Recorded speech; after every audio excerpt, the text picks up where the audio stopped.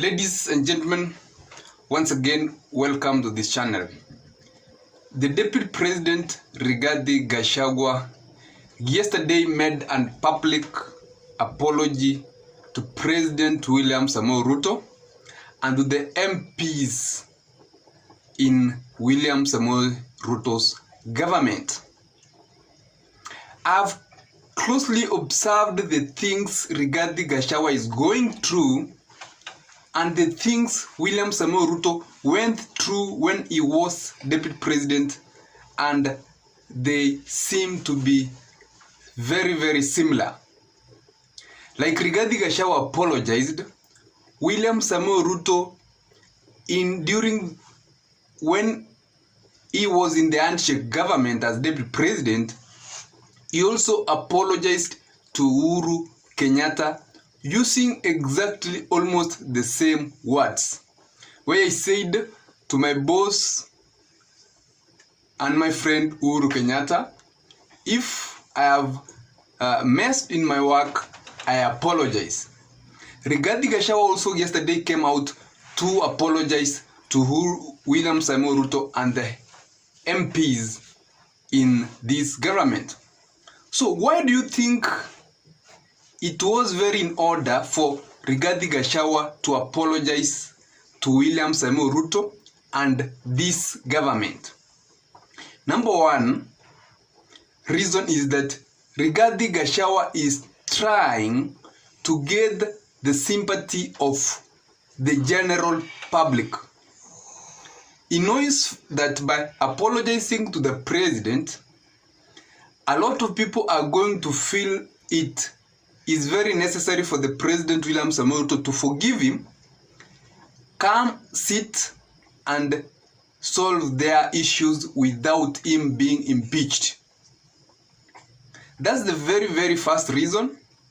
And we have seen that religious organizations, churches have come out to say that Rigathi should not be impeached, but rather they should sit down with the president and solve their problems.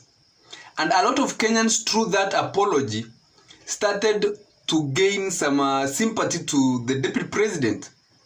So if Rigathi Gachagua is going to be impeached, then it's going to work in his favor that he even apologized, but the president and the MPs did not listen to him.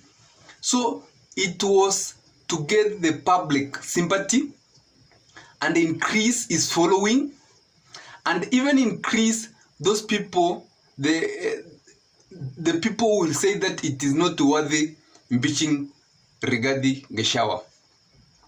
But another thing I observed yesterday, the president was in charge but did not mention anything to do with the impeachment of Rigathi Gachagua.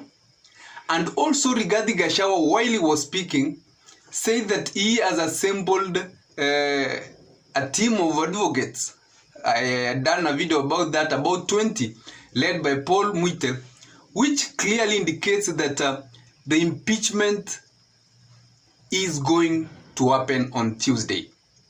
Members of Parliament are going to vote to impeach Rigathi Gachagua, and the perception people had that Rigathi Gachagua might resign from office so that he may rescue his name is now confirmed that it's not going to happen. Rigathi Gachagua is not going to resign. He has been advised to fight it to the end, which is the Supreme Court, if in any case it gets to that point.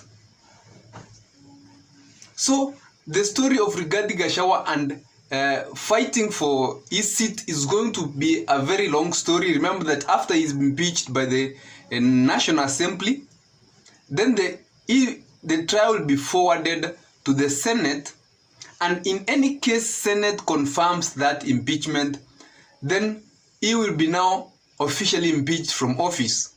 Remember that the National Assembly, yes, impeaches you, but you remain in office until Senate confirms that impeachment, because Senate is the high house.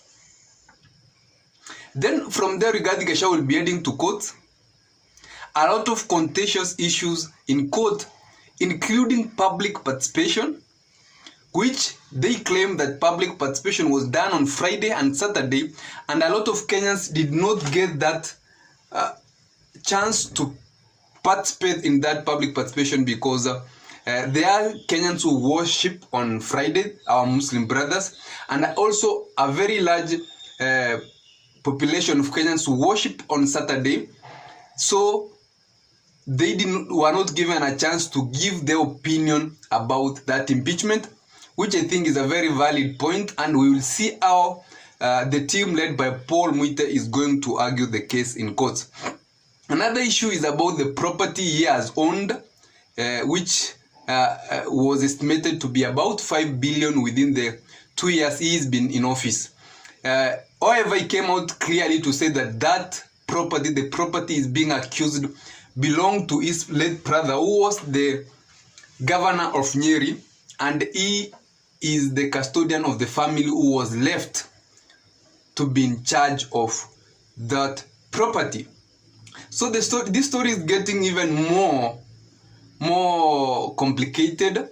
We saw the governor of Nairobi coming in to also file against Rigathi Gachagua, saying that he used his office as deputy president of the Republic of Kenya to interfere with the arrangements or the running of the Nairobi county government.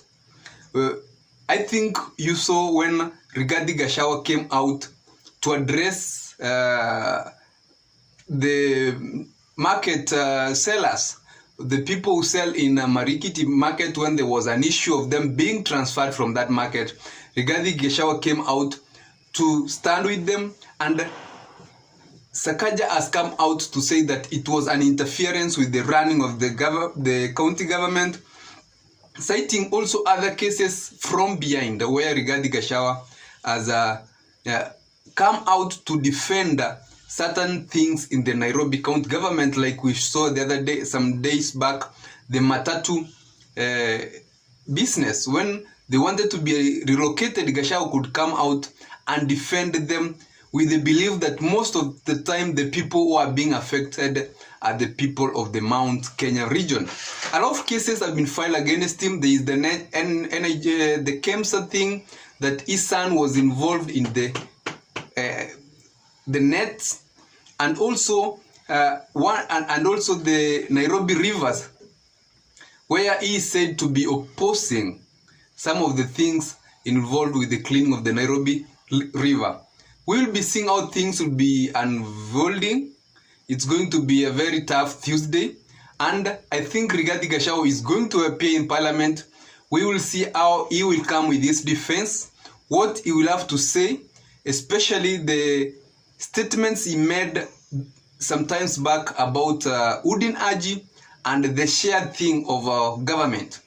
We will see how he defend himself. But as always, if you're watching here for the first time, take a second to subscribe to this channel so that whenever we are doing such content, you're always notified. And for those who are watching here, always, you can comment in the section comment so that I can know what you think about this accusation Rigathi Gachagua has made to, and you can also tell me where you are watching from. Have a nice day, ladies and gentlemen.